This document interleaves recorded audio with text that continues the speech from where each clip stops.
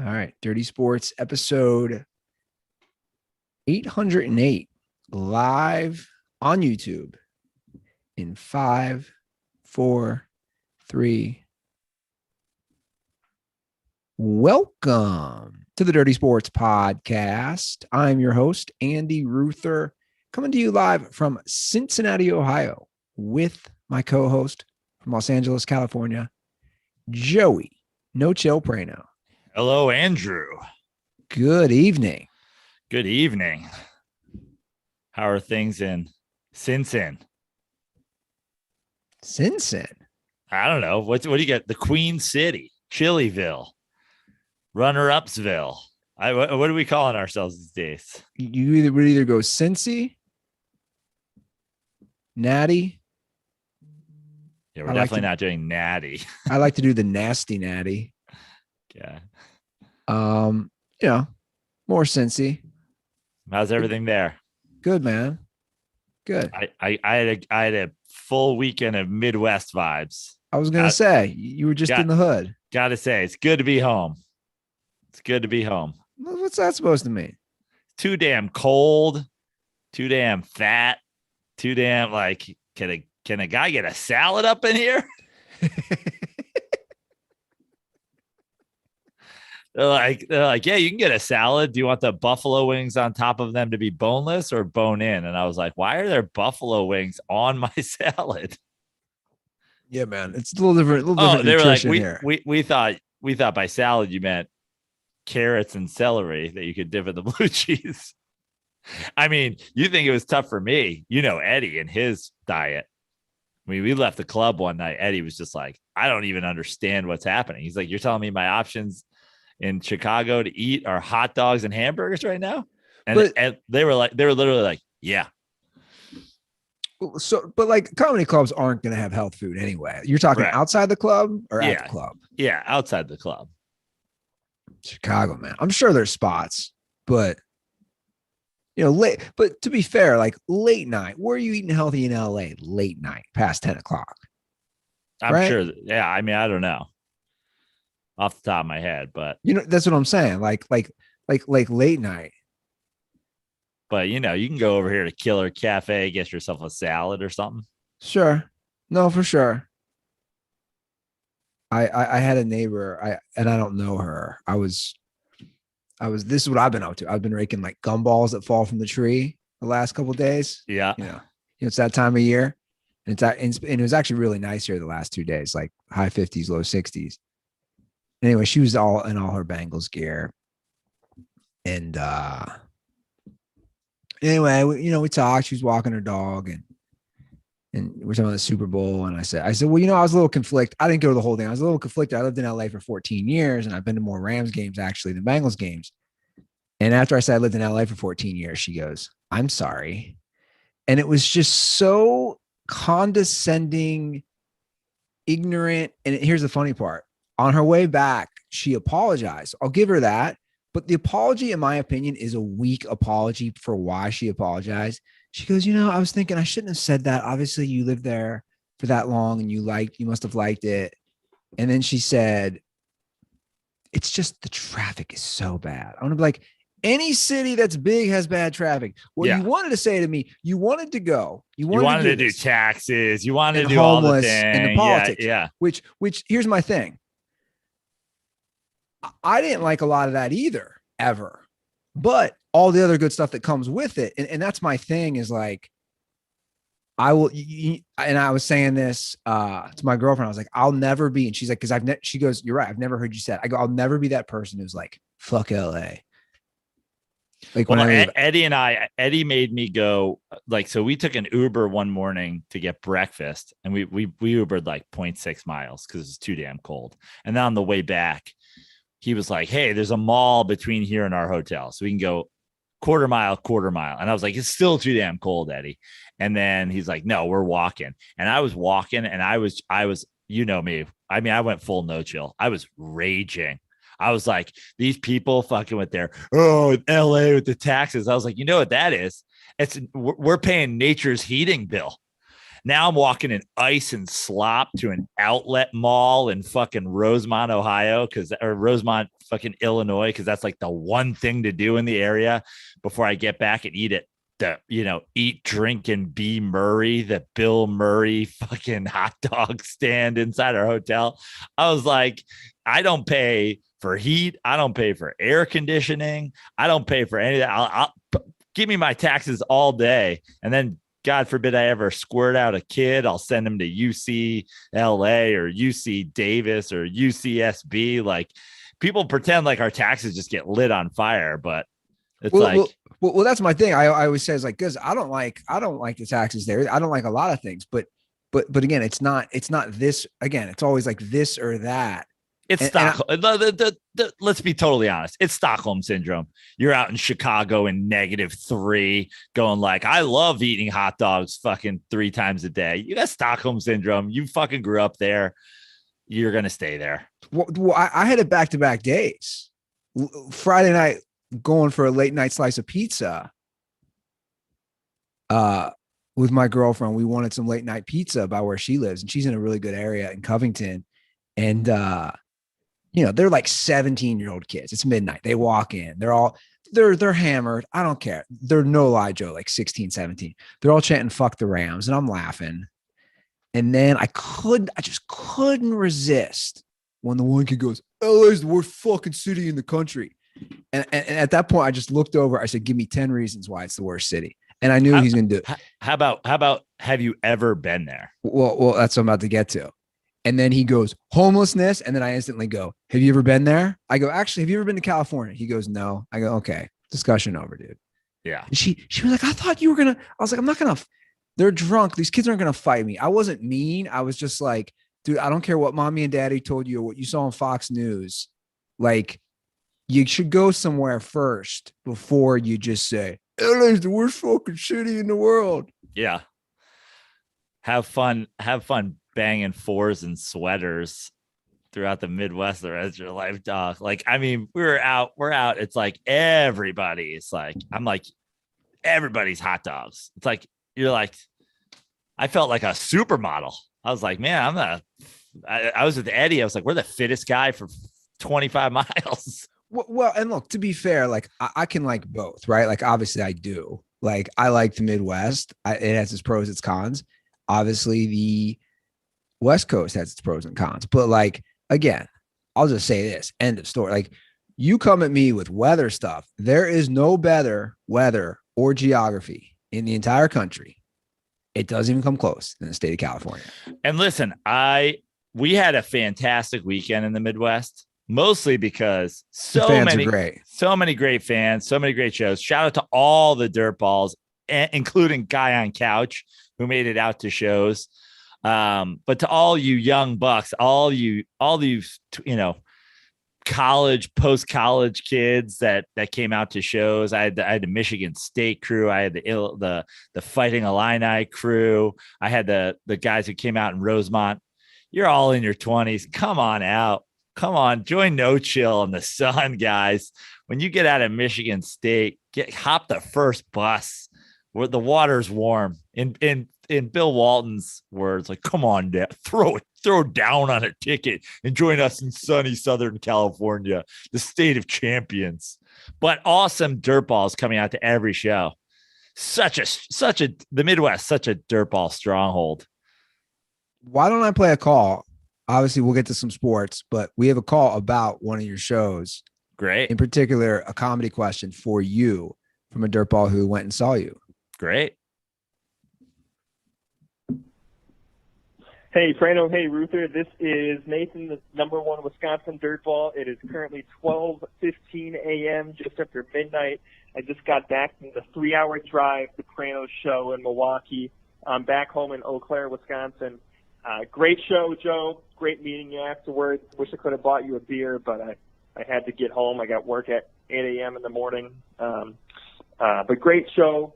I'm glad I can make it. And I have a question for you about doing stand-up on Sundays. How do you like doing stand-up on a Sunday night? Because the crowd can't get drunk because they have to be at work the next morning. So, like, is it a worse experience if the crowd isn't drunk? Are they not laughing as much? How do you like doing Sundays versus Saturdays or Fridays? Thanks so much, guys. Stay dirty, and fuck Eddie If for making fun of me in front of the entire audience. Bye. It's so awesome for him to come to the show, drive 3 hours. It does mean a lot when you guys come, especially from far and wide, to see the show. He came, drove by himself 3 hours both ways, sat basically front row by himself, which Eddie spotted it right away and was Eddie spotted it right away. He was like, so you're by yourself? And he was like, yeah. He's like, so you're one of Joe's fans? He's like, you listen to Joe's podcast? So Eddie ripped on him. And it was fun. But yeah, to answer his question, it's like this, he was at a very interesting show because we did a Sunday show in Milwaukee at the Milwaukee Improv after doing 2 different Zanies clubs, basically in Chicago and outer Chicago the whole weekend. So a lot of times the Sunday show is pretty cool because you're in the same club where you've worked all weekend. And now you're like, oh, maybe I'll try some new stuff that I, haven't been working into. Like Sundays are always a little bit lighter, Thursdays are usually lighter. Sundays are usually lighter. Friday, Saturdays. But like, I think most comedians would agree with me. Thursday is kind of your warm up. You're like figuring out what you're going to do the whole weekend. And then Friday, Saturday, you're kind of locked in and you do it. And then Sunday, you get to break out, maybe some new stuff you didn't get to do all weekend. But last night, we didn't really get to do that because we were doing a club for the first time. So it was like, we still have to, we kind of had to keep our game on. And yeah, you could tell the crowd was not drinking as much, not as full. It was a big club. It was still a super fun night, but like both Eddie and I were like, are you guys just like still depressed about the Packers? Did y'all come from church? Like what's going on here? So like Sundays can be fun, but they can also be like lighter and whatever. It's usually a fun night to play around though. But you had like kind of almost the worst of both worlds, where we were in a bigger club than we were in all weekend. That was then like, only partially full because it's a Sunday, and it was a new room for us. So we were kind of like still on our game. What part of Milwaukee is that club? I think it was in Bloomfield. Okay. Guy on couch kept saying like, this isn't Milwaukee. I got you. Yeah, that's what I was wondering if it was the outskirts. In a mall. The Improv loves to put their things in a mall outside of the city. Yeah, I got you. That's why I was asking. Why is that? Why are so many goddamn comedy clubs just in general? Foot traffic, and then like you see a lot of these I don't know the real like technical, but I have heard like pretty sure when they put one, I forget where I was, but it's like they love to put them in like the new mall, the place that just opened up. And it's like, oh, it'll help us draw people out here to come to the mall. But then also people who come to the mall will go to the show. I've heard sometimes, and I don't know if this is with just certain chains or whatever, they'll even like let the comedy club not pay rent just to like interesting be an attraction for the mall. Yeah, that is interesting. And I've heard that they do that with like Dave and Buster's. You know what I mean? They'll be like, just share profits with us, but you'll just draw people out here and then people will shop while they're here. Yeah, I can see that. It's interesting. By the way, if I was a Packers fan, I would be depressed, for the record. Yeah, I was, the crowd was kind of like tense at first. And I was like, are you guys upset? Cause I remind you of Aaron Rodgers.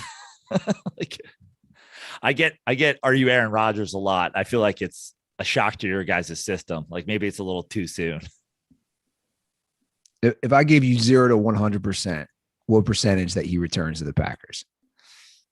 I'm going to go with like 75 right now. Okay. 75 returns to the Packers, because sounds like people are calling them, but they're not interested in taking the call. So I'm going to assume that like, I'm going to go, 3-1, 4-1, he stays. And the only chance of him leaving is if some team, and I don't think there's a ton of them out there, that think they're exactly a quarterback away and call up with the Godfather offer. Well, from what I've read, Tennessee still wants to stick with Tannehill, which I think at this point you don't do. And obviously, we've had back-to-back Super Bowls. I don't think people are realizing this. We've had back-to-back Super Bowls where the missing link was an aging, veteran, established quarterback. Yeah. Which we hadn't really done that. Like, where else had we seen that before? Right. Peyton Manning. Yeah. But like, it's very rare where the guy goes and instantly wins. I mean, I think it speaks to the parity in the NFL, but like the Rams, I know they're talking about running it back and whatever, and they're going to try to find a way. I know, but pre Super Bowl and pre Super Bowl injury, Odell Beckham was like, I'll take a pay cut to stay.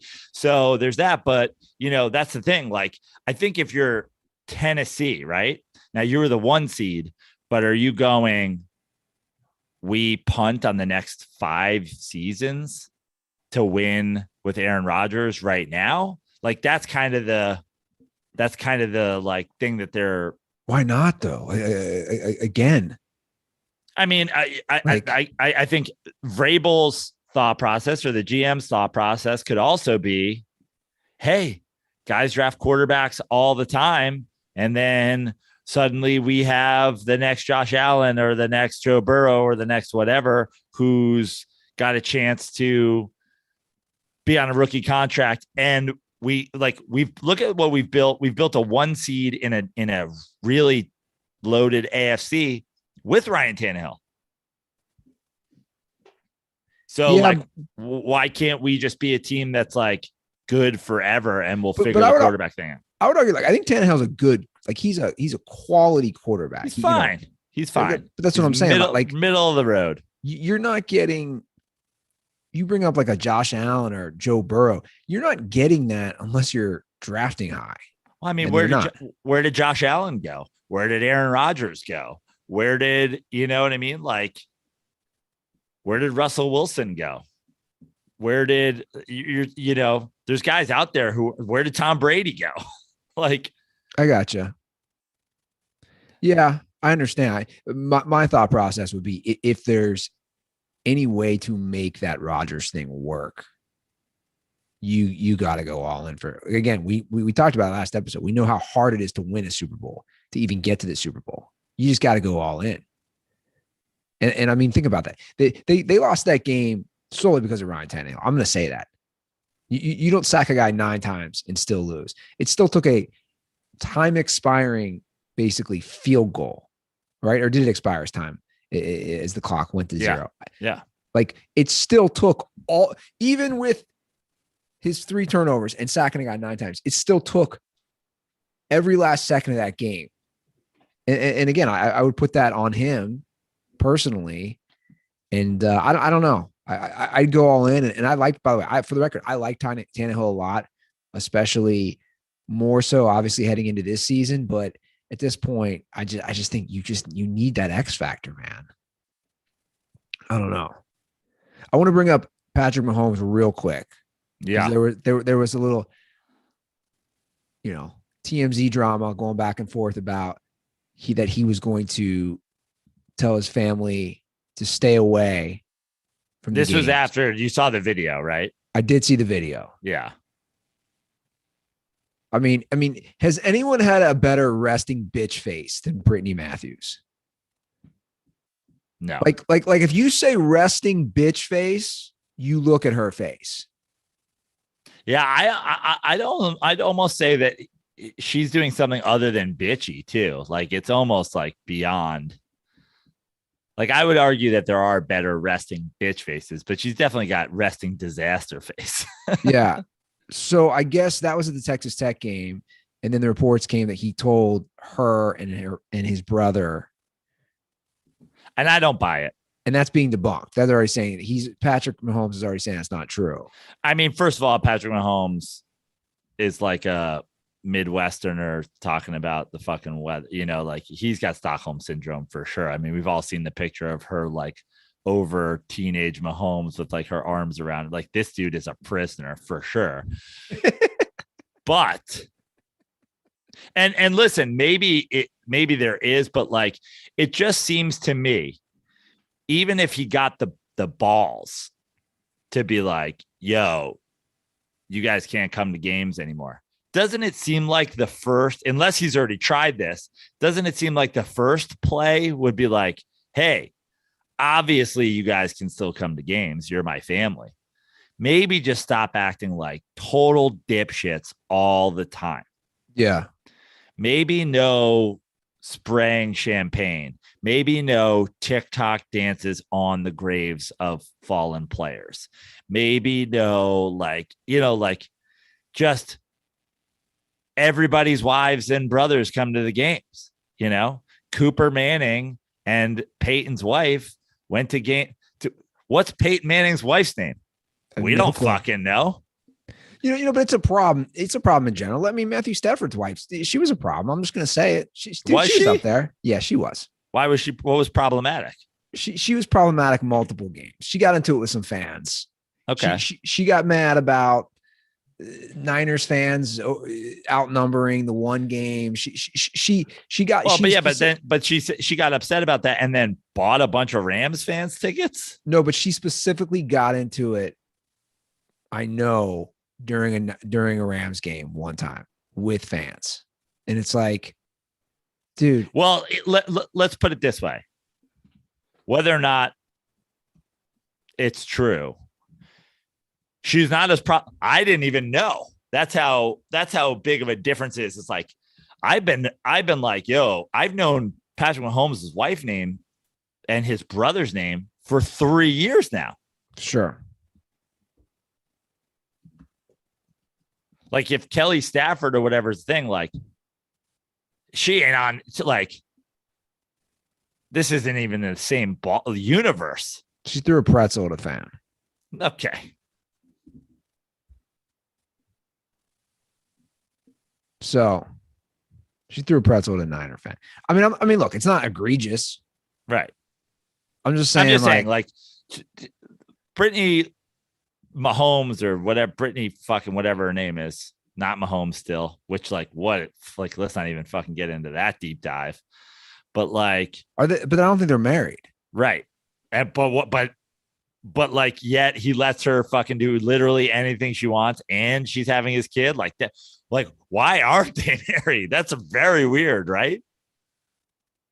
I mean, it's smart, but also like super weird because she walks all over you. The high school sweetheart thing is just like, I don't know. But also like, it's the duo. It's Brittany, like them together. Yeah. Screaming nonstop. Like I've known her name for 3 years. She is the fucking goat of annoying wives. And there's a distant second. I don't even know who's in second place. If I said to her, what do you bring to the Doug table? Christie's wife? Like, I don't even know. What would she say? What would she say to me? If I said, Brittany, honest question. What do you bring into the table? All right, let's role play. You do it. And then I'll be Brittany. So Brittany, when you show up to Patrick's,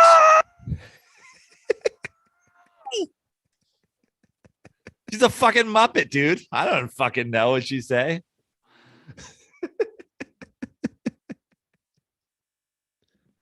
I bring the fucking tripod for fucking Jackson's TikToks. I don't know what do I bring?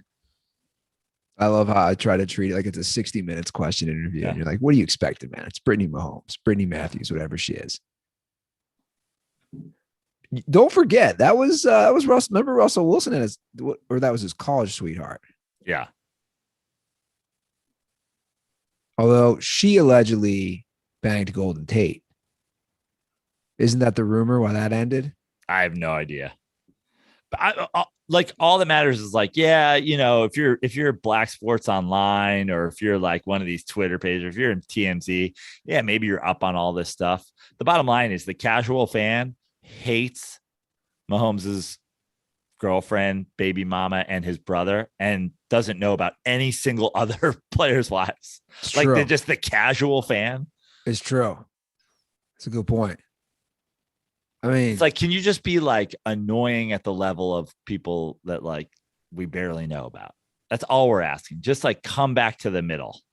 I feel I feel like once Can't you Patrick Mahomes would be like, listen, guys, you can come to games. Can you just be like as annoying as like Eli Apple's mom or like, you know, Miko Grimes or something? Like, can that be the bar we set? well, and the course can change. I was thinking comparisons, right? Like we all know what was going on with Aisha Curry and tweeting about the refs and how she was so front and center. Is it just me, or is Aisha Curry not as front and center now with Steph? Because Steph was definitely like, you cannot be tweeting about the NBA fixing games. Yeah. The NBA is responsible for your entire existence. The only reason Aisha Curry is a known entity and you can even have a cooking show is because I play in the NBA. You can't be tweeting the NBA fixes games. Go to your room. And she was like, all right, okay. That's what I'm saying. Like you can change course. It seems Mahomes was like, go to your room. And she was like, ah! I'll dance on your dead grave the way Jackson danced on Sean Taylor's. Get out of my face, Patrick. By the way, with all he's already accomplished, like she's acting more excited on games that have less meant than other games. That's because the following grew so much during the run. Just tell her to shut up. Yeah. Well, in other NFL news, the Steelers have hired Brian Flores. Yeah. As a defensive assistant and linebackers coach. Oh, I love this move for them. Absolutely. Yeah. They got they also have a defensive coordinator in waiting if they like needed to. If they ever have a defensive problem, they can just go, hey, look at this. I think he's a great coach. Yeah. I wouldn't say great. I think Flores is a really good coach. Again, what he did in Miami, turning it around. He's certainly way overqualified for that position, right? Oh, 100%. And kudos to Mike Tomlin. Yeah. Obviously, there's a lawsuit going on. Mike Tomlin doesn't care. And this should, at least for the time being, help any sort of blackball situation. Yeah. Quick update on the Dallas Cowboys cheerleader story, which we discussed in length last episode. The NFL will not do any investigation. We saw that. That was our prediction, right? Yeah. We knew that was going to happen. They said the Cowboys. Sorry to Sandy Ruther out there, who's really hoping this was the end of the Jerry Jones era. But I predicted that this would be swept under the rug quite quickly, and I was correct. Yeah, they will not be investigating that. And one last thing I want to say about the NFL before we move on to some NBA discussions. If you have not watched the Super Bowl mic'd up, I highly recommend. It's about 41 minutes. It's on NFL Network. It's on YouTube. Okay. Under the NFL. Got it. So it's the whole Super Bowl mic'd up through the coaches and players. I think it's great. It's going to make you love Joe Burrow, in my opinion, even more. Just how like calm and cool he is, and just he's literally saying, "Hi, I'm Joe," meeting guys in the Rams. And then I've seen snippets here and there. I'm assuming the Stafford running into the end zone, screaming at guys thing was part of that too. I think Stafford's a great motivator. If you watch this, and my only complaint, I hate how they got to bleep it out. I hate how it's, so they're bleeping out all Stafford's F-bombs. I mean, McVay is turned. I like McVay. You see the contrasting styles from McVay and Zach Taylor. Zach Taylor is very calm, quiet. McVay called it. He's like, Aaron's going to end this game. He straight up says Aaron's going to end this game for us. Yeah, I saw that clip. When he saw them get into shotgun. So it's funny. It's funny seeing there's a quick clip. I love seeing the Bengals offensive line coach trying to fire them up after they get up 1 million sacks. That one's kind of comedic. And also when the Bengals go for it in the first quarter, the reaction from the Rams players in the sideline is amazing. And they're like, he's going for it on fourth down in the first quarter of a Super Bowl. Like he said it just like that. I forget which player, but oh, that's great. And you'll like it. There's a lot of good stuff with Odell. I mean, just overall, it's very well produced. It'll be tough for Bengals fans at the end, obviously, but I think overall, even Bengals fans will enjoy it. And I can't recommend it enough. So NFL mic'd up on YouTube. Check it out. All right. Let's talk a little it's time. NBA. Andy Ruther, welcome back to the fold. I'm back. Took a minute. but I'm back. I was talking to one of the dirt balls after our show in Rosemont. He was like, Andy, just like the guy who refuses to do anything until football's over. I was like, dude, you have no idea. I was like, I had to put a gun in his mouth to get him to talk trade deadline. He's like, well, I'm glad you did. Yeah, man. I mean, obviously, I love my football and I love my NFL, but I wanted to have this discussion in particular, and I thought it went well after what we just said last episode. You talked about injury prone with the news that Anthony Davis is going to be out 4 more weeks. And, you know, the Anthony Davis situation in LA it's just not good. I'm just going to say it. So here's the stat line on his injuries. So Davis signed a 5-year contract extension with the Lakers in December 2020. So about 3 months after they won the 2020 title. Since then, of the 130 Laker games, he's only played in 73. And after the end of this season, you know, it will be more than half he's missed in 2 years. And we discussed it last episode, the injury prone word, the term, whatever you want to call it. His injuries are a major issue and a major question mark for that entire organization. And I'll say him as a player moving forward. Well, and that's the thing, you know, I specifically said we got to stop talking about it in football because it's just like it's literally a matter of time. And, you know, you saw it. I got into a whole back and forth with the dirt ball, and then some Lamar Jackson burner account jumped in and was like, why is Lamar injury prone? But like, blah, blah, blah. And I was like, no, but this is my point. Like, I just think if you're an NFL player, that's, you know, unless you're a kicker or unless you're like fully, you know, uninvolved in, like, you're gonna get injured at some point. We need to start, you know, praising the guys that don't. And, you know, he was like, why are we praising, you know, Josh Allen? And I'm like, well, because Josh Allen, like, I was like, I don't think Josh Allen should run the ball either. The difference between Josh Allen and Lamar to me is I think Josh Allen can win games without running the ball if he needed to. And I don't think Lamar Jackson can. Now, that's just my opinion. But with the NBA, it's a totally different scenario. And listen, Anthony Davis is a gigantic person.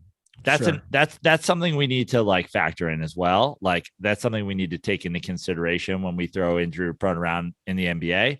These guys who are 7 feet tall, dude, it like no one on earth knows what it's like to be 7 feet tall. You get these guys with foot injuries nonstop, and like, you know, the bigs, you know, Anthony Davis is a pretty like svelte guy, but like some of the bigger dudes, it's just like their body can't take the jumping up and down. Now, the thing with Anthony Davis is it's just like a poo-poo platter of injuries. And to be fair, Shaquille O'Neal on Inside the NBA. Now, Shaq is famously skipped like fucking half seasons, but then came playoff time, he would dominate. Now, that's a Shaq. That was like, you know, he's the original OG like rest guy, but when he played, he was dominant, you know, and he's been very critical of Anthony Davis because he's just like, Anthony Davis doesn't dominate enough. And I'll say that, like, I think there's part of the Anthony Davis injury history and part of the Anthony Davis disappearing at times thing where it's like, yeah, maybe you gotta question a little bit, like, how much does he really want it? And I think that ends up being a factor with like how dominant could Shaq have been if he really wanted it, if he had Kobe's will to win or whatever. You know, we always talk about that stuff, and that's why it's always so dumb that we're like ever talking about LeBron like that, the guy who, you know, is doing what he's doing in year 19 or whatever it is. But like a guy like Anthony Davis, you're like, dude, it just seems like maybe there's a conditioning thing, there's a strength thing, because like he doesn't see, like, forget killer instinct or like clutchness or wanting to take a big shot, because he's made plenty of big shots and he's had plenty of big games, but he, in terms of his size, he doesn't quite use his size as much as you think he would to dominate guys. So like, I think it's a fair criticism that Shaq makes of him over the years. And I think it's a fair criticism when you talk about his injuries. It's like, dude, you know, how much effort are you putting into it? Because it just seems like it's a knee, it's a back, it's a hip, it's a foot, it's a whatever. And it's like, I know being 7'1" or whatever is really, really difficult, but like, I'd rather just see like, I have a bad foot. Well, I'd argue, I mean, overall, I'd argue his tenure with the Lakers has been disappointing. Obviously, they got a title and he played great in the bubble. You know, that was a unique circumstance where they played great as a team. It doesn't take away. That's essentially what Shaq has been saying. And I think people who are critical of Anthony Davis have been saying the whole time, which is, what more do you want LeBron to do right now? And so you have LeBron, and then it's supposed to be LeBron and Anthony Davis. And in this day and age in the NBA, having a star isn't going to cut it. But having a couple stars and then a good supporting cast should. He has not been that. He just straight up he hasn't. He hasn't. I couldn't agree more. He really hasn't. And again, I'm not going to be that guy who's ever going to put an asterisk on the bubble because because they all had to do it. And they took all that time off and they exactly. So it was equal amongst the 30 NBA teams. So to say any of those championships were bullshit, I think is ridiculous for anyone to say that. But with that being said, I totally agree. It's like, dude, you were signed to be the guy. Not only were you signed to be the guy, even LeBron, when they brought you in, LeBron, remember, was like I'll defer. Anthony's the guy. He basically said that LeBron's had to be the guy. Yeah. He can't defer to you, man, because you're not the guy. Right. Absolutely. And it kind of leaves the Lakers in this giant question mark phase because he hasn't shown he can be the guy. And the bottom line is the reason the LeBron said he had to defer to him to be the guy or was willing to is because how long can LeBron do this for? This is unheard of. This is every single second that LeBron is like, leading the NBA in scoring or whatever, if you would qualify, it's like, this is ridiculous. This is where it becomes the LeBron, like you're either a LeBron hater or you just like are facing the facts. It's like he is so far beyond anybody else in history in terms of how good he is for how long he's been doing it. Sure. The consistency, the longevity. Yeah. In terms of how early he started, he didn't come from Europe. He didn't come from college. He didn't come whatever. And guys who came out early. I mean, think about how like Kevin Garnett, who, I was arguing with it wasn't a dirtball I was arguing with, but it was one of the dirtballs, like side friends who came out. Shout out to the Michigan State crew. But I was saying, KG is one of the most underrated guys ever. KG came out of high school and I said, taking that Minnesota Timberwolves team to the Western Conference Finals, like there was a year, and my argument was like, Kobe's in the KG range for me in terms of players of all time. And the reason I said was KG was the best player in the NBA, at least for a minute. Kobe Bryant was never the best player in the NBA for 1 second of his career. And there's a whole long article about that, but KG was, but KG comes out early, dominates. He wasn't doing it at 37 or whatever. LeBron, 38, whatever age LeBron is, he was long gone. He was a a side character. Sure. Well, that's a good segue to a LeBron discussion. It is NBA and what he's doing and a couple of things. Well, when we have a call, it kind of all works out. We have a call, which I'll get to in a second, but there was a tweet going out from a guy we know who used to listen to the show. I don't know if he still does, who we had met, a dirtball. It's fun. Yeah. Alex the Russian, who, to put into context how insane some of the claims of, the Joe Prano is a woke cuck or whatever. I'm pretty sure Alex stopped listening because I was a conservative, psychopath or something like that. Like, I think he hated me because I didn't have a Hillary bumper sticker. Yeah, I think it was something over the 2016 election. Well, he's always been a big LeBron guy. And it looks like his Twitter feed, he's going all in now. At Provide Context is his Twitter feed. But anyway, he tweeted something out last week, which I hope is accurate. I have not verified on my own, full disclosure, but multiple DirtBalls DM me because they're you have to discuss this on the show. And again, if accurate, I'm just going to disclaimer that because nothing against him. It's just I haven't checked it myself. But his tweet says this: seasons where the player has averaged 20 plus points per game without free throws. So again, the context, we're removing all free throws. Free throws don't count. You make 7 free throws a game on average or whatever it is, that doesn't count. We're taking free throws out of it. So these are the seasons where the player has averaged 20 plus points per game without any free throws. LeBron is by far, hands down, above any other player in the history of the NBA. He's at 18. So if you took free throws out of LeBron's entire career, he still would have averaged 20 points per game 18 times. And here's just some fun, quick ones off the top of my head. Will Chamberlain, 9. Kareem, 9. Shaq, also 9. Michael Jordan, 11. Kobe, 9. Giannis, 5. Steph Curry, 6. Kevin Durant, 10. So it really puts some things into context. I think that what it puts into context is obviously like those numbers when you talk about the second group, right? So you have the second group is Jordan, Shaq, Kobe. Who's the next most? Like, who are the 11s? So you have at 10, you have Kevin Durant. Right. After that is Wilt, Kareem, Shaq, and Kobe at 9. 9. It's amazing. So half. Again, right. LeBron did that 18 seasons. Half. Michael Jordan at 11. So you got big guys who are not, the world's best free throw shooters. Then you have the full-on scorers, the Kobe's and the Durants. You have Jordan, obviously. How many was Jordan?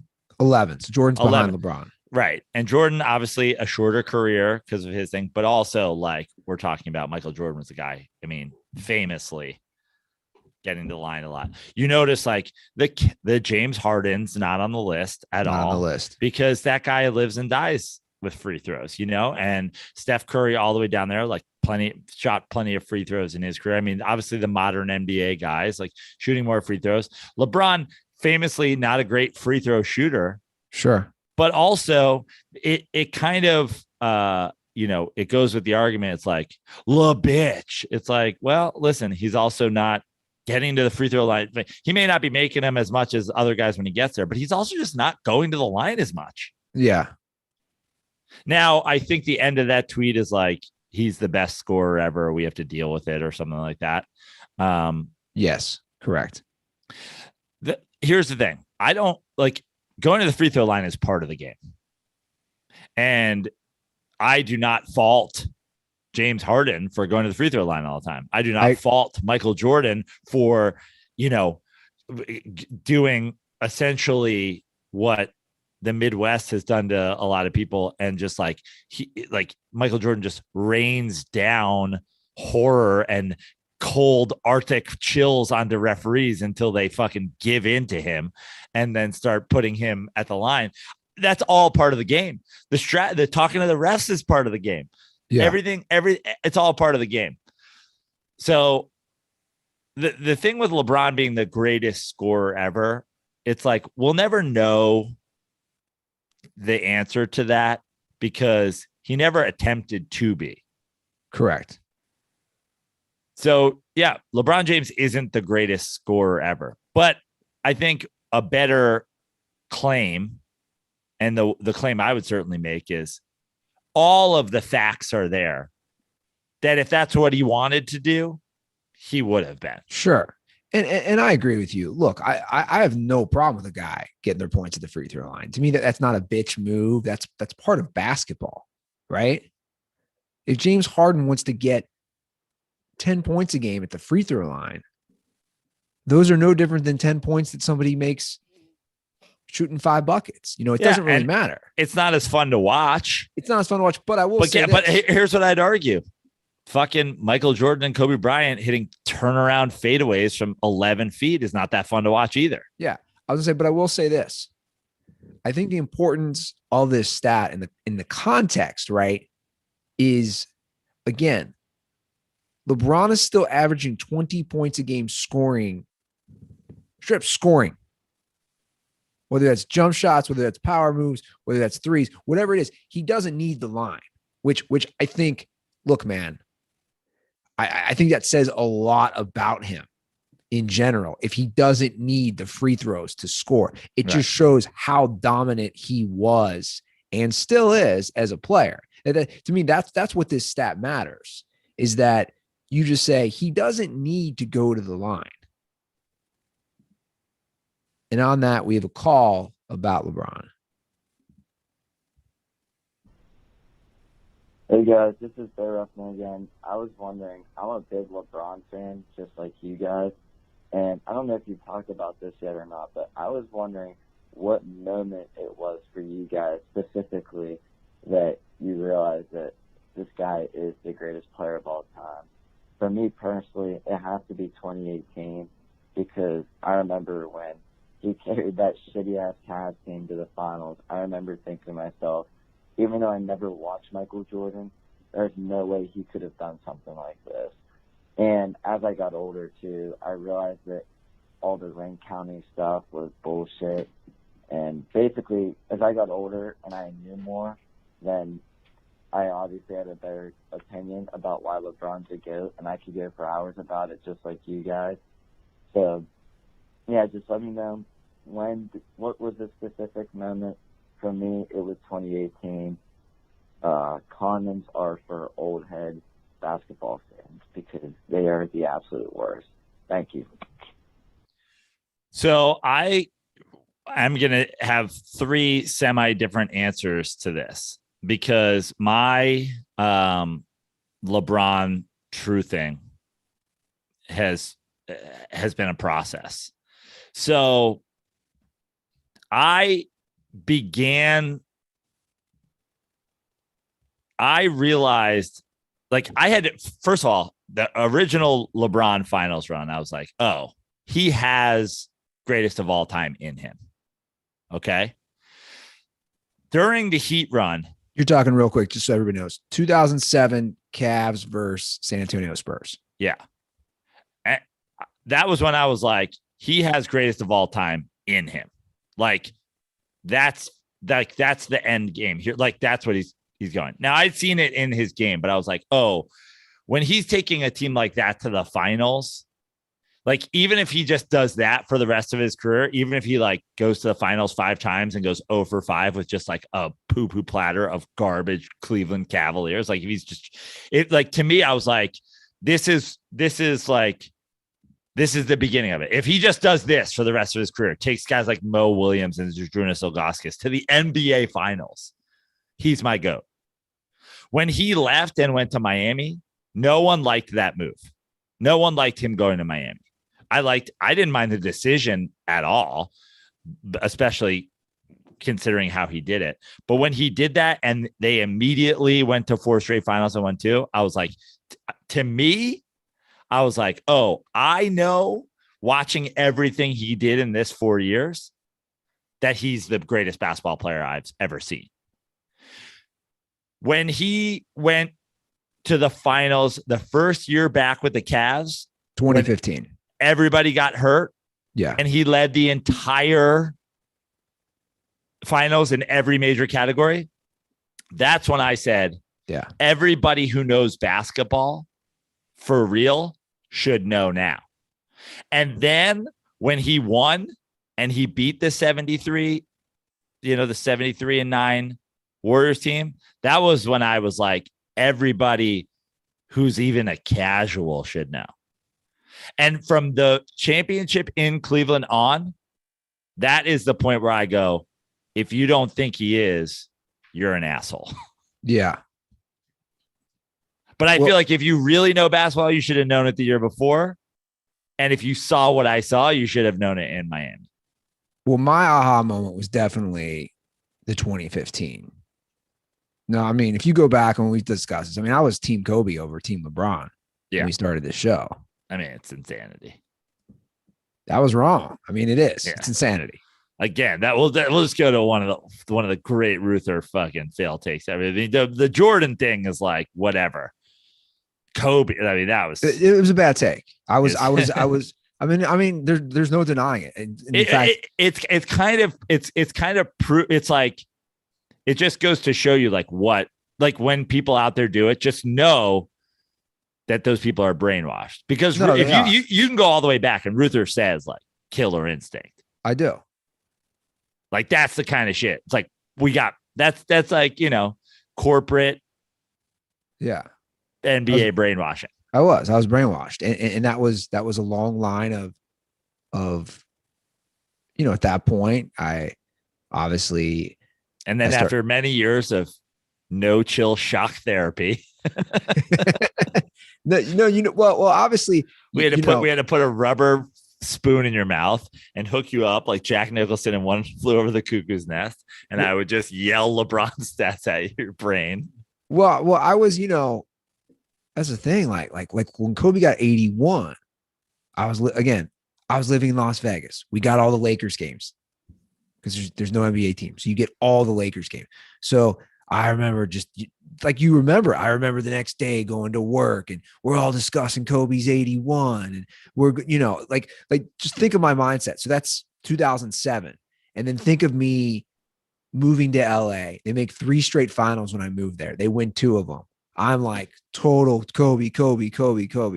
We start this show 2014. I, like you said, am a corporate Kobe shill. Let's call it for what it is. And I'm just spewing propaganda. And then you start getting in my head, you start presenting me things that I hadn't seen. And then that 2015, like you said, for me, because at that point, you and I had been doing the show for about a year and a half, and you had been showing me the other side. When I saw what he did, and I'm just going to read that starting lineup, and they won 2 games. In fact, they're up 2-1 to start that series. It was LeBron, Tristan Thompson, Ivan Shumpert, Timothy Mozgov, and Matthew Dellavedova. That was the starting lineup. Coming off the bench was J.R. Smith, James Jones. I mean, come on. Yeah. Joe Harris, Mike Miller. A DirtBall greatly coined the term Matthew Dellavedova leaguer. It's like he was taking these guys, and then he led that finals in points, rebounds, assists, I think blocks, and he should have got the MVP and steals. I believe it was the whole shebang. That was it for me. I said, come on. What are we doing here at this point? He's taking Australian guys who should be out laying in the sun to the finals. Timothy Mozgov, guy looks like Shrek. Against a team that gets ready like that. That's the famous Joe Prano Warriors prediction. But then I would argue the end of that season was really the beginning of the super run. Because obviously next year they go, but it's like the beginning of that year, they start off pretty hot, but like that playoffs into the next year, that's when they were the best team we'd ever seen. Yeah, they were. They were the best team we had ever seen. And they might have no pre-Durant titles if Kyrie or Kevin Love are healthy. It's true. I mean, again, that's always the weird argument against him, is that he needs help. And you're like, well, he really didn't. Like, he went to the finals. He's the only guy in history, at least modern history. He's the only guy in modern history to appear in multiple finals without really any sort of like legitimate help. Sure. And it was that year, and obviously his first year in the finals. Yeah. No, 100%. I mean, it's in that series, when you really break it down and you're looking at his help, I mean his big guy in that is Tristan Thompson. That's his dog there. Yeah. That's his dog. Think about this, everybody. Just think about this. His dog in that series, his number 2 is Tristan Thompson. I mean, come on. And then, like you said, that first finals where the Cavs had really no right being there. They just beat the Pistons, right? Who had come off back-to-back finals, including one final. Am I correct in back-to-back finals? Well, they'd recently been there. Yeah. So, yeah, that was definitely my moment. And like you said, it only got better as he continued his career. So those were like my aha moments, personally. Was Juwan Howard a teammate with him on the Heat? I think he was. Because Juwan played forever. Yeah, I think he was. Right? Like he was basically a coach player towards the end. I feel like that's correct. I mean, the way to find out is Juwan Howard, just like Juwan Howard Wikipedia. We'll find out. Does Juwan Howard ever ring? I feel like he does. Two-time NBA champion, 2012, 2013. Yeah. Thank you, LeBron James. Wow. He started in 94 for the Washington Bullets. Yeah. So Juwan Howard, current head coach of University of Michigan. I'm not even going to say punched. That's a misleading, wrong headline. Face smushed. He face smushed a coach on Wisconsin. Which, by the way, is awesome. Just smushing a guy. Just smushing another adult. I don't know where I stand on the face smushing, to be honest. Well, if you know you're going to get in trouble for punching somebody, it's a pretty good way to be like, just know that I could kill you if I wanted to, motherfucker. So he was not happy about a timeout called against Wisconsin because they were down by 13 or more. I don't know the exact score. And they were pressing Michigan. And Wisconsin had like walk-ons and stuff in. And they call it timeout. Juwan Howard goes down the line and says, I won't forget this. The other head coach, I mean, this is the thing that I think is the part of the conversation that not enough people are saying. And listen, you can justify what Juwan Howard did, or you could say he was wrong for doing it or whatever. But the fact of the matter is, none of it happens if the other guy doesn't put his hands on Juwan Howard. And Juwan Howard says, don't touch me. And the guy kind of pushes through that stop sign. And now we've got a fracas. Yeah. And you know what? What happens in a fracas stays in the fracas. Like it is what it is. No one knows how they're going to react in a fracas until you're in one. Well, I mean, I would argue though too. I'd say to Juwan, this would be what I'd say. Like, you're 49, man. I guess we reached that point. This is my take. Like, at what point are we doing this? I don't know. Yeah, I'm talking about in life. Like at what point are we fighting? We throwing punches? Not that he did that. Again, I'm not calling that a punch. Are we face smushing? Like, I don't know. Like this is a legitimate question. At what point is it too old to like get in a bar fight? Totally. But here's the thing: is like everything we know about Juwan Howard is like, yeah, I don't know, probably not. Like, it doesn't seem like the kind of guy who grows out of it. It seems like the kind of guy who's like, face smushing some guy who steps on his lawn when he's like 80. Like, Juwan Howard's a lunatic. Like, you got to know that when you like, I mean, what's next? You're like, somebody's gonna hire OJ to clean their pool and then be upset when he like cut somebody's head off. Like, you hired Juwan Howard. Juwan Howard is like a bad boy, Fab Five, enforcer, bully, like whatever. And you clearly thought that's what your program was lacking. Well, they made the Elite Eight last year, so they're struggling this year. And some would say, it works or it doesn't. But like, you're absolutely right. But I think I used to get in a fist fight all the time, and I haven't been in a fist fight in 15 years or whatever. So if suddenly tomorrow I face Smush a guy over, cutting in front of me at the bank, you'd be like, Prano, what's going on? You losing your mind? Yeah. But like, a good rule of thumb is maybe like, just don't touch Juwan Howard. and if you're Michigan, like, I don't know. I feel like this is getting blown out of proportion. Well, I want to come to the basketball element of it. Do we have a problem with the timeout being called? Listen, I didn't watch it. I didn't either. But I'm saying with his scrubs in there. Like, so dude, I know it's completely different. Yeah. But I might as well say it. Because to me, it's context. It's basketball. A team was waxing the fourth grade boys I coach a few weeks ago.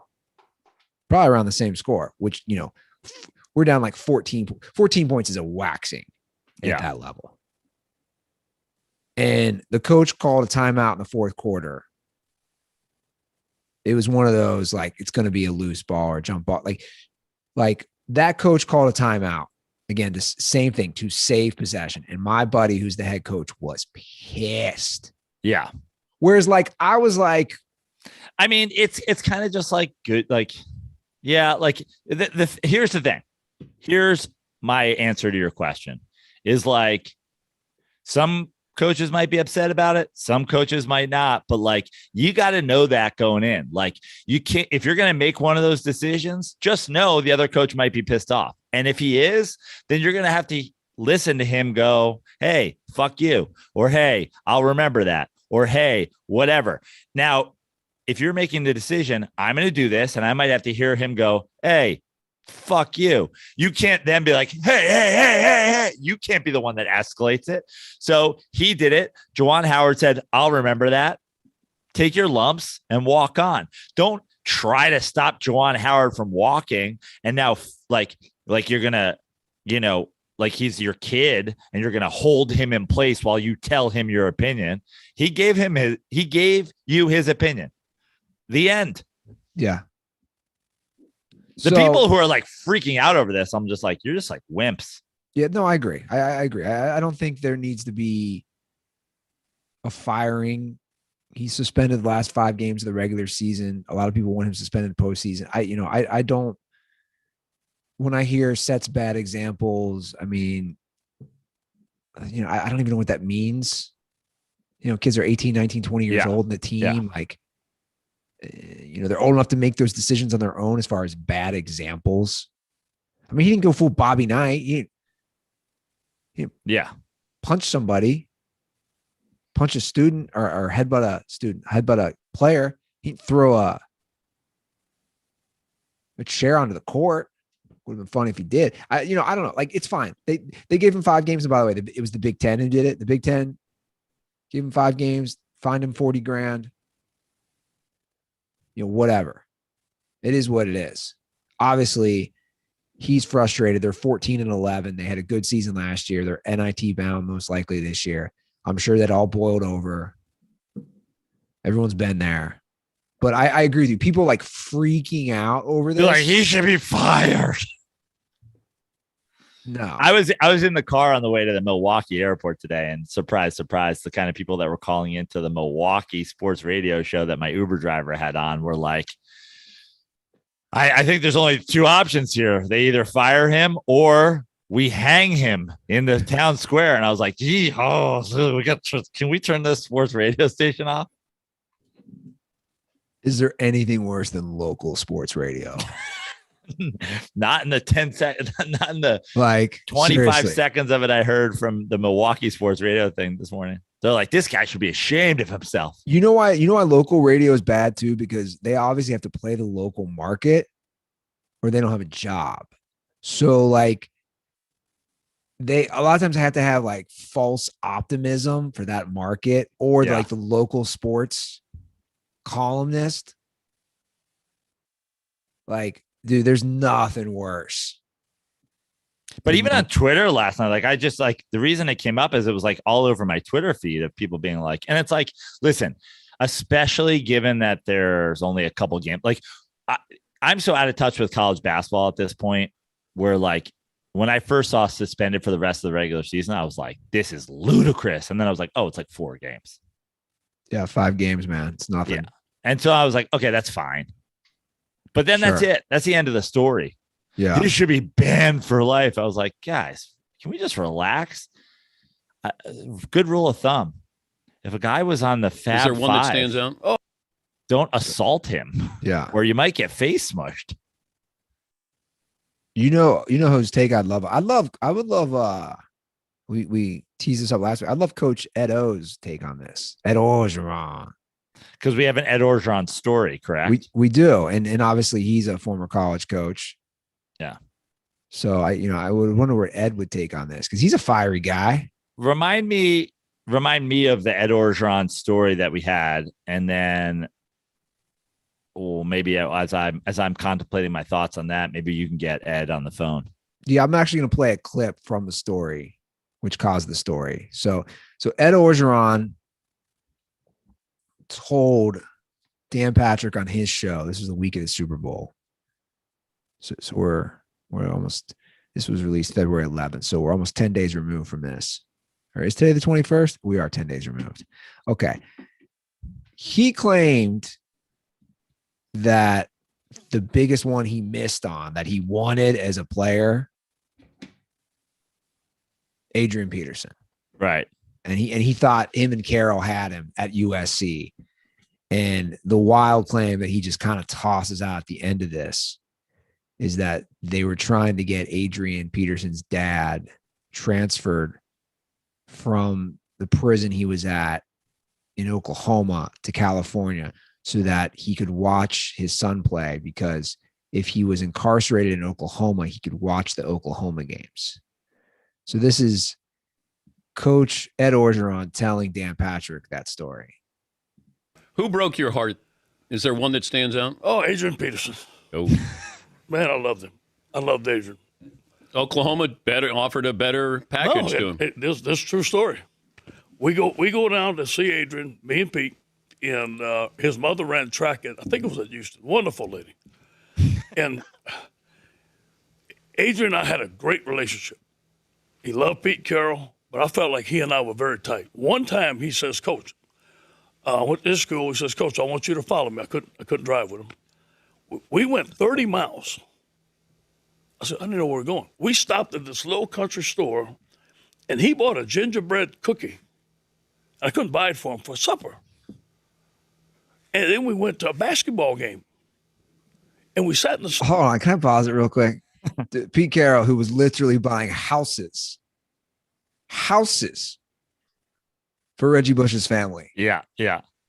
Let's And not. Ed Orgeron's buying cookies. No, he couldn't, is what he just said. Yeah. They couldn't buy a meal for Adrian Peterson because it would be a violation of NCAA rules. So Adrian Peterson had to buy a gingerbread cookie for dinner. Just want to feel. I feel like that one's been lost under the radar. Like they were literally buying houses. But anyway, I digress. Let's finish this up. I sat in the gym, and I said, what are we doing? He said, you see that guard right there? I got to play him next week. Coach, come and scout him. How about that? Then I said, well, Adrian, what is the key to getting you here at USC? He says, Coach, well, Bob Stoops, my dad is incarcerated. Bob Stoops won't see him. Well, me and Pete Carroll tried to go get him. And to go see him, they wouldn't let us in. But Adrian said, Coach, my dad is be able to watch my games where he's at. Well, if I go to Oklahoma, I tried to get the guy transferred to Los Angeles. Wait, you tried to get Adrian's dad? Yeah, I tried. How does that happen? I competed. Couldn't get it done, but I competed. Couldn't get it done, but I competed. So he tried to get. Well, we should get O on the phone and find out what I competed even sounds like. Yeah, I really want to do this. Actually, he was on the line while I was playing the clip, so I'm sure he reheard himself. Coach Ed Orgeron, join Dirty Sports. Andy Ruth, Joe Prano, great to be here. Joe, welcome back from the Midwest. I know you had a fun time there. I spent many a day in my Midwest myself. That's why I packed on these pounds. First things first, you ain't touching me in no post-game line. They're holding on to my bicep, trying to you stop Ed Orgeron from walking. A face smashes or the least of your problems. I'll come over your house. I'll smash your wife. You know what I mean? You put your hands on me, you try to assert your dominance over Coach O. I'll come over your house and cook you while you're asleep. You wake up, I'll be face smashing her, if you know what I mean. A face smush. So that about covers that one. As far as Adrian, the great Adrian Peterson, the big miss, big regret in my life. I'll be talking about this one on the Gates of St. Peter. What's your big regret, Coach O? Adrian Peterson. Andy Ruther, when I say I competed, I walked into a governor's office. I had a suitcase full of cash. Cause he didn't go to he wasn't at Oklahoma sooner. He wasn't competing. You know, that governor, I forget where he went. I think he went to he might have been Oklahoma State Cowboy, but I said, you don't want to see the Sooners goodie as much as I do. Take this suitcase full of cash and a couple of honey biscuits. Put that boy's father on a bus, take him out to a facility out in California. Don't worry, he ain't gonna get a break there. I'll make sure those parole off those corrections officers kick his ass just like you guys are gonna. I just need him to be in a place where the cable network has a USC Trojans. Governor wasn't having it, so I cucked the governor's wife, and I told him I would do it again. And he didn't budge on that either. So Mr. Peterson, rest in peace. He stayed in Oklahoma. And Adrian Peterson, as we all know, went to have a Heisman-winning career with the Sooners. Goes on to be an NFL MVP. But damn. You know what? I mean, he'd have been the best running back in USC football history. And I know that guy who murdered those people went there.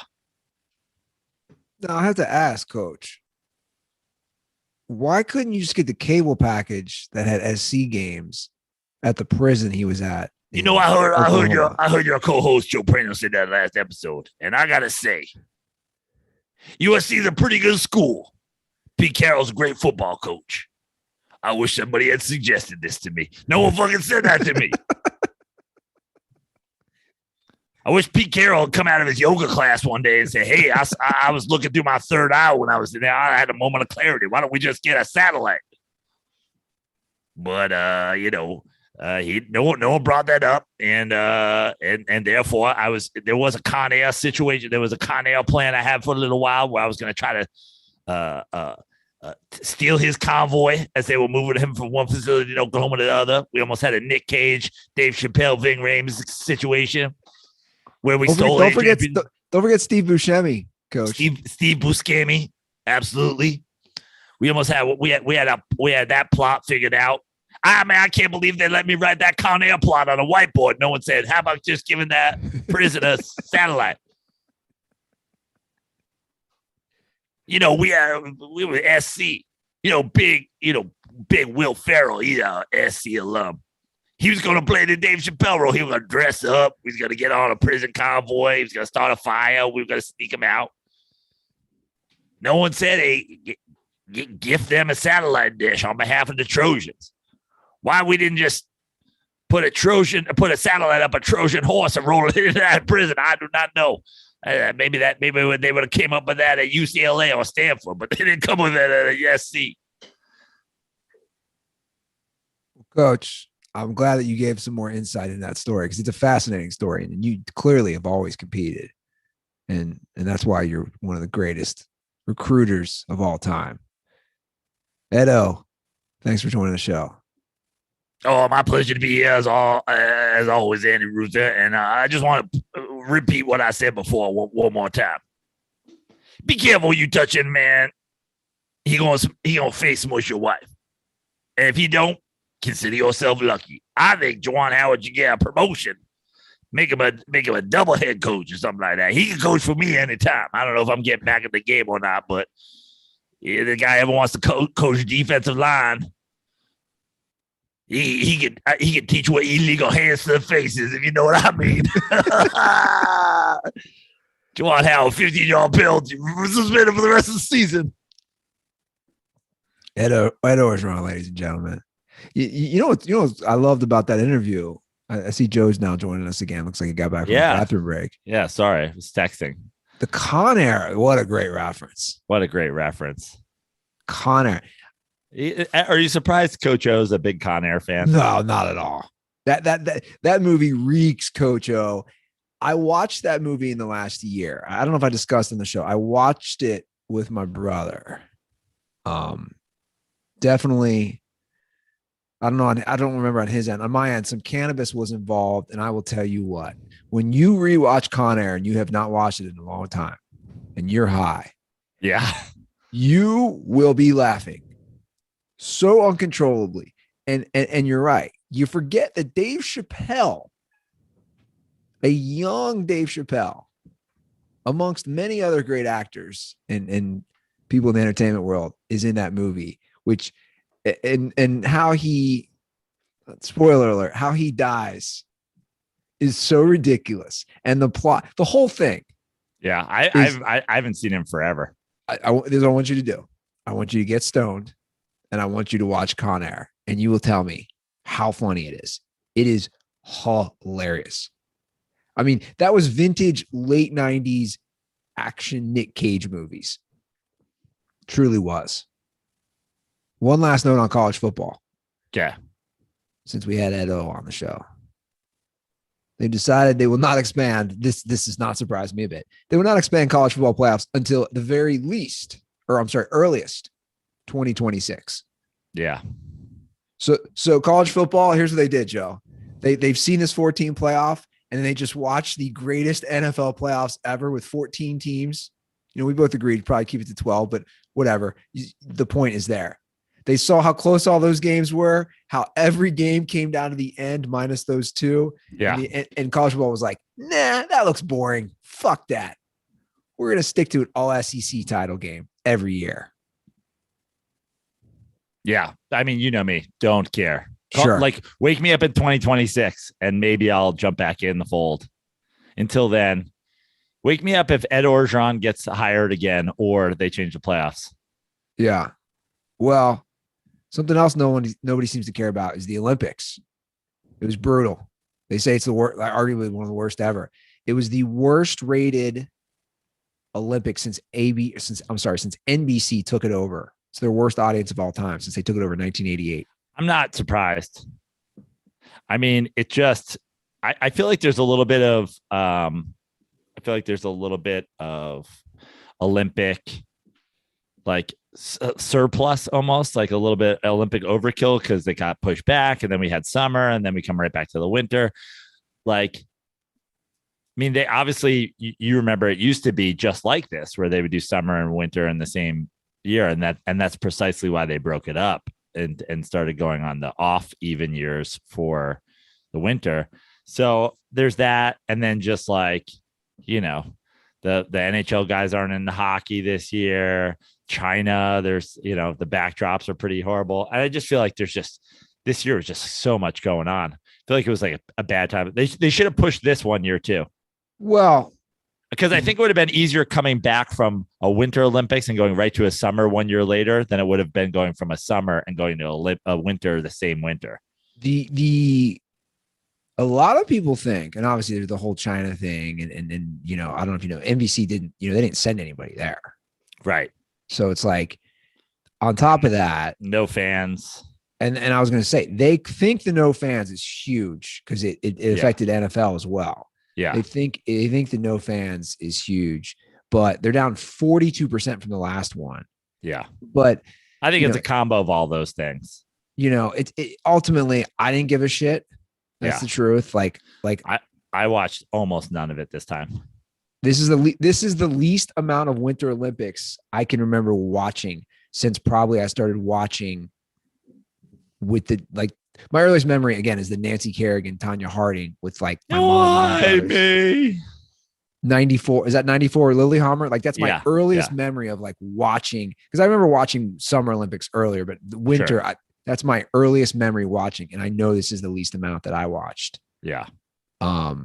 So anyway, it doesn't really matter. They still make money. Everything I read from the financials, they're still going to make money. And I think NBC is still paying $1.3 billion through to like 2032 or something to continue to hold these Olympics on their network. So it's still a lot of money, and it looks like nobody watched it. So what the fuck ever. Do you want to do a call or two before we wrap this bad boy Yeah. up? How about one or two? Okay.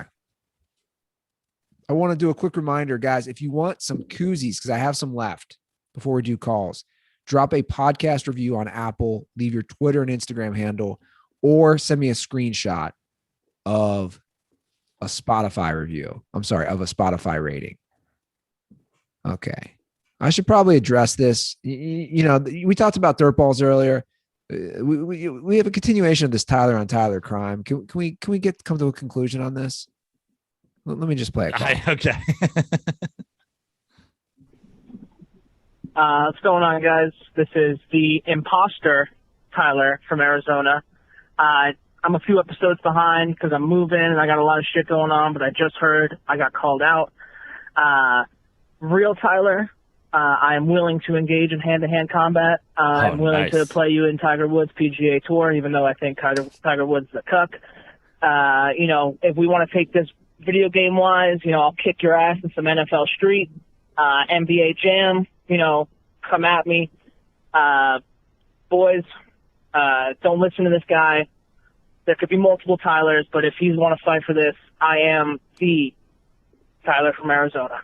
I love this. All right, boys. Have a good one. Stay dirty. And condoms are for this dude. What the fuck? I got to say, I know Tyler McCoy, Justin Wood, a.k.a. Randy Ruther's cousin. That's what we discovered. We played golf. He's been to multiple shows. He's a fucking great dude. But I like that Tyler 2, possibly gunning for Tyler 1, is not backing down. I also love that, you know, there's video game talk and now there's a thing. Dare I say, Dirty Sports Twitch stream to decide the official Tyler from Arizona. Also, is this something that we should start doing going forward? A lot of, you know, you hear a lot of number one dirtball from here. Then some guy goes, oh, that other guy, number one. Should the Nick D'Alessandros battle to see who's the true Nick D'Alessandro? Like, I love this. I love this. Well, you know my take. There's room for two Tylers in Arizona. You seem to disagree. I mean, no, I think there is room, but the Tylers don't agree. And so, like, let them have it. One Tyler said this town's not big enough for the both of us. The other Tyler said, game on. You're not putting your hands on me. I'll face smush you. So now let's go. Is this bigger than Russia versus Ukraine? I think it is. Yeah, because it's like it will have an effect on us. Yes. That's happening across the world. This is one state over from me. You couldn't have said better. I totally agree. This is a big deal. The Dirty Sports Nation is only involved in one of these conflicts, and it's not Ukraine, Russia. Yeah. I think we got to figure this out. Again, I'm all for a million Tylers. But it sounds like you know, actually, this is what I think, you know. Tyler Durden Fight Club. Do we have our own little fight club between these two? Is that what we need? A little fight club, Tyler on Tyler. It would be funny if, like, Fight Club, they were the same Tyler the whole time. I was just going to say, what if they're the same Tyler the whole time? Tyler's just calling Tyler. He's calling his own phone. It's like, why did I call Dirty Sports yesterday? I don't remember calling the Dirty Sports yesterday. We'll keep it in-house with this last call. This is another, well, I'm just saying, when I say in-house, like dirty sports related, because sure. You know, you had a great weekend with the dirt balls. I did. And I want to play another call from a dirt ball making a suggestion to you and I, and also other dirt balls. Hey guys, Jacob Hansen here. Just calling with a suggestion. I don't know if you've talked about this before, but I saw that you guys have a Patreon, and you've both been such a huge part of my life for the last, 6 years now. and I want to support you financially, so I'm going to sign up regardless. But I was wondering if you guys have ever considered maybe sweetening the pot a little bit and putting out some bonus content. I don't know if it could be once a month, once every 2 months, even if it's just a vlog, like Andy goes to Skyline or Joe goes surfing or Joe takes us behind the scenes at one of his comedy shows, or even if it's just like a bonus podcast every month. Something extra, I think, would help other people sign up to the Patreon and would definitely make people want to tune in more and get more content, because I think we just like listening to you guys doing whatever you want to do. Let me know what you guys think. Condoms are definitely for Packers fans. Please never reproduce. Later, guys. Well, Andy, let me start off by saying this, and you can jump in after me. I feel like the Patreon went on the back burner, merch went on the back burner, a lot of stuff that we were like, oh, we were seeing, we had a good merch run there for a little while. We had a decent, we were doing some bonus stuff there for a while. We were doing whatever. This would be my personal suggestion. I would say we're certainly not opposed to like doing more content for, in return for financial support of the show. So, but we get these calls a lot, and it's like one guy here, one guy there. I'm gonna say this, PP Wada or whatever, start a Reddit thread. Let's start a Reddit thread. If we had a bunch of people in there being like, no, dude, if you guys did vlogs, or if you guys did bonus things, or if you guys, went live on Instagram once a week, or if you guys did whatever, like, I would support. If we saw a number of people, I would totally do it. Yeah, no, and I'm in the same camp as you. I mean, look, the truth is the Patreon was created. I mean, damn, at this point, it was probably 5 years ago, because we were debating doing a third episode a week. And the truth is, Joe and I, we didn't think the threshold financially was there when we started this idea. And again, that was 5 years ago. And the truth is, Patreon wasn't as big as it is now. Like, it's way bigger. But I mean, guys, I'll be perfectly frank. Money, if we can be backed financially, and I don't think that's, I've always said I can be bought. Yeah. I think that's the truth, in life. And we value our time. And obviously we can't thank everyone enough for the support. But like, we put a lot of time in this. We watch a lot of sports. We take a lot of notes. We read a lot of things. Like, there's a lot of effort that goes into this.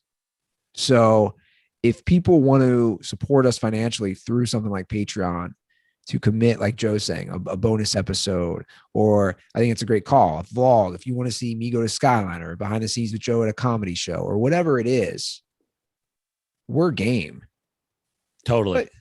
So first things first, before we even ask you to show the initiative of making a donation, show the initiative of creating a Reddit account, or if you have one, going to our Reddit page and put it there. And if we see another couple numbers, we'll start throwing some ideas out in there, and maybe something will come together.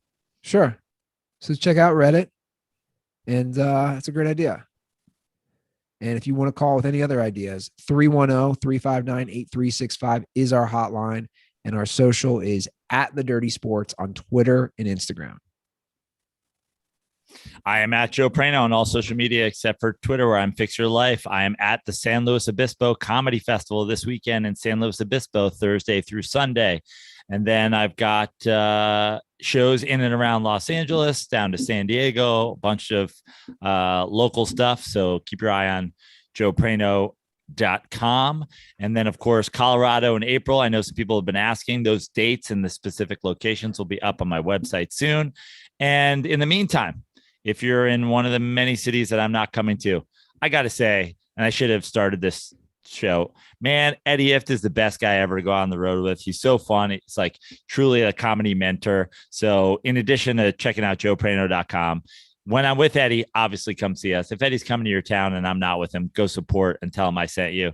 It's like, as far as a comedy dad goes, Eddie's pretty awesome. And all the dirtballs who got to see me this weekend got to do it because Eddie took me. So support live shows, support me, support Eddie. Follow us on all social media, and I'll see you guys soon.